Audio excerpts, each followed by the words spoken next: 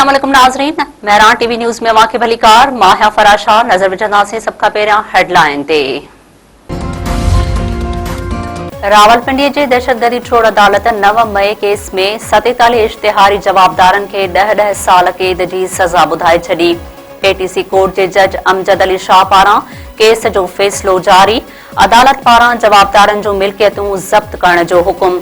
5-5 लख रुपया दंड। सज़ा हेठि आयल जवाबदारनि में उमर अयूब, मुराद सईद, जुल्फी बुखारी, शहबाज गुल, ज़रताज गुल ऐं ॿिया बि शामिल। अमेरिका ईरान जंग जो असर। वफ़ाक़ी हुकूमत पेट्रोल ऐं डीज़ल जे अघ में ॻाढ़ी टोड़ इज़ाफ़ो करे छॾियो। पेट्रोल ऐं डीज़ल जी क़ीमतुनि में 55 रुपया फ़ी लीटर वाध। अघनि में इज़ाफ़े बाद पेट्रोल जी नई क़ीमत 321 रुपया 17 पैसा ऐं डीज़ल जी नई क़ीमत 335 रुपया 86 पैसा फ़ी लीटर मुक़रर। वफ़ाक़ी हुकूमत पेट्रोल ते डेवलपमेंट लेवी 84 रुपयनि 40 पैसनि मां वधाए 105 रुपया फ़ी लीटर करे छॾी। नायब वज़ीर आज़म इसाक़ डार चयो आहे त ख़िते में जंग जी सूरतहाल आहे। पेट्रोलियम शयुनि जूं क़ीमतूं आसमान सां ॻाल्हाए रहियूं आहिनि। पाकिस्तान जी पूरी कोशिश आहे त छिकताण में घटिताई अचे।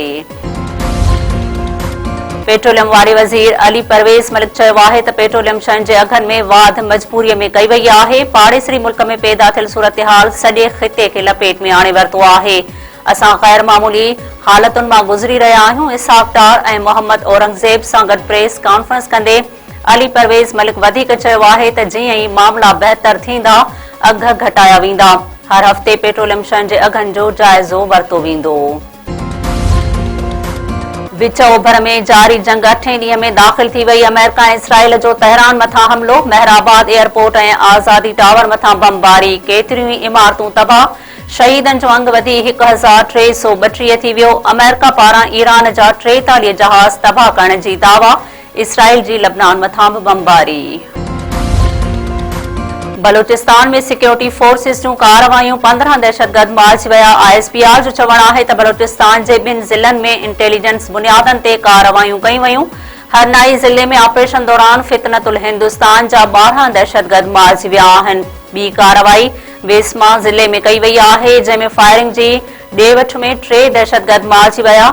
ISPR मूजिबि मारिजी वियल दहशतगर्दनि जे कब्ज़े मां हथियार ऐं बारूदी मवाद बि हथ कयो वियो।